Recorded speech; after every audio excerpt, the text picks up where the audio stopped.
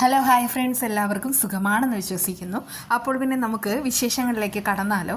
അതായത് നമ്മുടെ വർഷയുടെയും വിവേകിൻ്റെയും വിവാഹം നടക്കാനിരിക്കുന്ന ആ ഒരു ദിവസം തന്നെ വലിയൊരു ദുരന്തത്തിന് സാക്ഷ്യം വഹിക്കുന്നുണ്ട് അവിടെ കല്യാണത്തിന് കൂടി വന്ന എല്ലാവരും. അതായത് വർഷയാണെങ്കിൽ അനുഗ്രഹം മേടിക്കാനായിട്ട് മുകളിലേക്ക് വരുന്ന സമയത്ത് ഈ ശ്രീനാഥ് കുടിച്ച് ഫിറ്റായി നിൽക്കുമ്പോൾ വിവേക് അതിൻ്റെ കാരണം തേടുകയാണ്. ഇന്നത്തെ ദിവസം ഞാൻ കുടിക്കും, കാരണം എനിക്ക് എൻ്റെ ജീവിതത്തിലെ ഏറ്റവും മഹാദുരന്തമായിട്ടുള്ള ദിവസമാണിന്ന്. വർഷ എന്ന് പറഞ്ഞാൽ എനിക്കെൻ്റെ ജീവനാണ്. എനിക്ക് അവൾ അത്രമാത്രം ഇഷ്ടമായിരുന്നു. ഞാൻ എന്നിട്ടാണ് അവളെ വിവാഹം കഴിക്കണം എന്നുള്ള ആഗ്രഹമായിട്ട് തിരികെ വന്നത്. പക്ഷേ തിരിച്ചു വന്ന സമയത്ത് എന്താ സംഭവിച്ചത്? അവളാണെങ്കിൽ എന്നെ ഒരു രക്ഷകനായിട്ട് അങ്ങോട്ട് ഏറ്റെടുത്തു. അതുമാത്രമല്ല, വിവാഹം നടത്തി തരണം എന്നൊക്കെ ഇങ്ങനെ പറയുന്ന സമയത്ത് എനിക്കാണെങ്കിൽ പിന്നെ വേറെ ഓപ്ഷൻ ഇല്ല. അതുകൊണ്ട് മാത്രമാണ് ഞാൻ ഇതുവരെ എല്ലാം സഹിച്ച് വിവാഹം നടത്താം എന്നൊക്കെ ഇങ്ങനെ പറഞ്ഞിട്ട് കൂടെ നിന്നത്. പക്ഷേ ഇനി എനിക്ക് അതങ്ങോട്ട് പറ്റില്ല. എനിക്കിനിപ്പോൾ വർഷയെ നഷ്ടപ്പെട്ടു കഴിഞ്ഞാൽ എനിക്ക് എന്നെ തന്നെ നഷ്ടമാവും. പിന്നെ ഞാൻ എന്താ ചെയ്യാൻ പോകുന്നതെന്ന് എനിക്ക് പോലും നിശ്ചയമല്ല എന്ന് കാര്യങ്ങളെല്ലാം തുറന്നു പറയുന്ന ആ ഒരു മൊമെൻറ്റിൽ വർഷയെല്ലാം ഒളിഞ്ഞെന്ന് കേൾക്കാണ് കേട്ടോ. അതവൾക്ക് ഒട്ടും താങ്ങാൻ പറ്റാത്ത കാര്യം. അതുകൊണ്ട് തന്നെ ആളങ്ങോട്ട് ഇറങ്ങി ഓടുന്ന സമയത്താണ് കാർ ഇടിക്കുന്നതും ആക്സിഡൻ്റ് ആവുന്നതും ഹോസ്പിറ്റലിലാവുന്നുണ്ട്. വലിയൊരു സർജറിയാണ് വർഷയെ സംബന്ധിച്ച് അകത്ത് നടന്നുകൊണ്ടിരിക്കുന്നത്. അതായത് ഈ തല ഇടിച്ച സമയത്ത് തന്നെ വളരെയധികം ഇഞ്ചുറി ഉണ്ടായിട്ടുണ്ട്. അതുകൊണ്ട് തന്നെ ആന്തരിക രക്തസ്രാവം വന്നിട്ടുണ്ട്. അങ്ങനെ ഒരു അവസ്ഥയിൽ വർഷയ്ക്കിനി കുറേ കാലം ഇങ്ങനെ തന്നെ ഈ ഒരു കിടപ്പ് തന്നെ കിടക്കേണ്ടി വരും. ഈ ഒരു അവസ്ഥയിൽ വർഷ ആര് നോക്കും? കൂട്ടുകാരികളല്ലാതെ അവൾക്കായിട്ട് ആരുമില്ല. പിന്നെ വിവേകും ശ്രീനാഥും എന്ന് പറയുന്ന രണ്ടുപേർ ഹരികൃഷ്ണന്മാരാണ്. അതുപോലെ തന്നെയാണ് രണ്ടുപേരും ഒരുപോലെ അവളെ സ്നേഹിക്കുന്നത്. ആര് നോക്കും എന്നുള്ള കാര്യത്തിൽ വേറെ സംശയമൊന്നും വേണ്ട. ഇവിടെ കൂട്ടുകാരികൾ എന്തിനും തയ്യാറായിട്ട് നിൽക്കുന്നുണ്ട്. വസുന്ധരയും അവളെ ഒത്തിരി സ്നേഹിക്കുന്നുണ്ട്. പക്ഷേ ഈ ഒരു അവസ്ഥയിൽ കിടക്കുന്ന വർഷയ്ക്ക് എന്തു സംഭവിക്കാം? കാരണം ഈ ബ്രെയിൻ ഇഞ്ചുറി ആയതുകൊണ്ട് തന്നെ ഓർമ്മ വരെ നഷ്ടപ്പെടാം.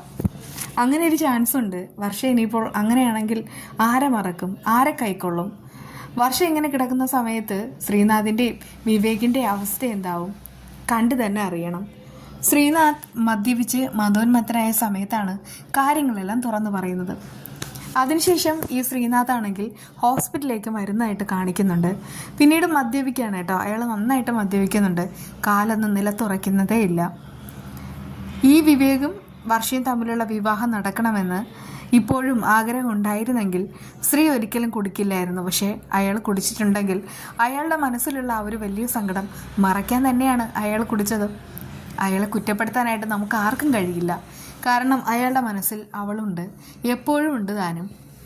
പക്ഷേ ഇതെല്ലാം കുളമാക്കിയത് കൂട്ടുകാരി തന്നെയാണല്ലോ. അവൾക്കാണ് 2 എണ്ണം കൊടുക്കാനായിട്ട്. ഇതിപ്പോൾ വിവേകിനും ശ്രീനാഥിനും വർഷ കിട്ടാതെ പോവുകയാണ്. അഥവാ ബോധം വന്ന് തിരിച്ചു വന്നാലും വർഷ പെട്ടെന്നൊന്നും വിവേകിനെ സ്വീകരിക്കാനായിട്ട് പോകുന്നില്ല. അതുമാത്രമല്ല, വർഷയുടെ ജീവിതത്തിൽ വളരെ പ്ലസൻ്റ് ആയിട്ടുള്ള കാര്യം നടക്കുന്നതിന് തൊട്ട് മുൻപ് എന്തെങ്കിലും ഒരു ദുരന്തം സംഭവിക്കുന്നുണ്ട്. ഇതിനു മുൻപ് ശ്രീനാഥ് ഇവളെ പെണ്ണ് കാണാൻ പോയി ആ ഒരു വിവാഹം ഉറപ്പിക്കാൻ പോകുന്ന ആ ഒരു സമയത്താണല്ലോ ശ്രീനാഥിന് ദുരന്തം ഉണ്ടാകുന്നതും ഈ വർഷയുടെ അമ്മയും അനുജത്തിയും മരിക്കുന്നതും.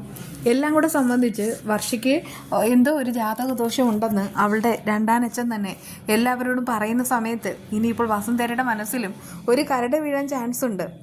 കുറച്ച് ദിവസം മുൻപ് പോലും ഈ ഒരു വിവാഹം നടക്കണമോ വേണ്ടയോ എന്നിങ്ങനെ ആലോചിച്ച് ഈ പറയുന്ന വസുന്ധര തല പുണ്ണാക്കിയതാണ്. അതുകൊണ്ട് തന്നെ ഏകമകനായ വിവേകിനെ ഓർത്തിട്ട് അവരാണെങ്കിൽ ഈ ഒരു വിവാഹത്തിൽ നിന്ന് പിന്മാറാൻ ചാൻസ് ഉണ്ട്. ശ്രീനാഥ് തിരിച്ചു വരുന്ന സമയത്ത് വിവേകിന് ശ്രീനാഥിനോടൊരു ദേഷ്യം തോന്നുന്നുണ്ട്. അത് സ്വാഭാവികം. വർഷയോടും വിവേകിനോടും ശ്രീനാഥിന് നേരത്തെ പറയാനുണ്ടായിരുന്നത് എന്തായാലും എല്ലാ സപ്പോർട്ടും കൂടെ ഉണ്ടാവും, രണ്ടുപേരും സന്തോഷത്തിൽ കഴിയണമെന്ന് തന്നെയാണ്. പക്ഷേ ഇപ്പോൾ അങ്ങനെ അയാൾക്ക് ചിന്തിക്കാനാവുന്നില്ല. അതിന് കാരണം എന്താ? അത്രമാത്രം വർഷ അയാളുടെ മനസ്സിൽ ഉറച്ചുപോയി. വർഷ വിവേകിൻ്റെ ഭാര്യയാകുമ്പോൾ സ്വാഭാവികമായിട്ട് പിന്നെ വർഷയും ശ്രീനാഥും തമ്മിൽ യാതൊരുവിധ ബന്ധവും ഉണ്ടായിരിക്കില്ല. അതറിയാം. അങ്ങനെയാണെങ്കിൽ വർഷയെ പിരിയാനായിട്ട് അയാൾക്ക് ഭയങ്കരമായിട്ട് ബുദ്ധിമുട്ടുണ്ട്.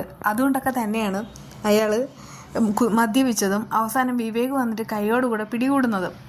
ഇനിയിപ്പോൾ സംഭവിക്കാൻ പോകുന്നത് വർഷ ഇങ്ങനെ കിടക്കും, അതും കോമ സ്റ്റേജിൽ. കാര്യങ്ങളെല്ലാം അറിയുന്ന കൂട്ടുകാരികൾ പൊട്ടിക്കരയുന്നുമുണ്ട്. വർഷ ഇനി ഏറ്റെടുക്കാനായിട്ട് രണ്ടാനച്ഛൻ തയ്യാറാകുമോ? അയാൾക്കതിനെ വർഷയെ നോക്കാനുള്ള സഹായമുണ്ടോ? അല്ലെങ്കിൽ പിന്നെ ശ്രീനാഥ് ഈ ഒരു അവസ്ഥയിൽ വർഷയെ ഉപേക്ഷിക്കില്ല.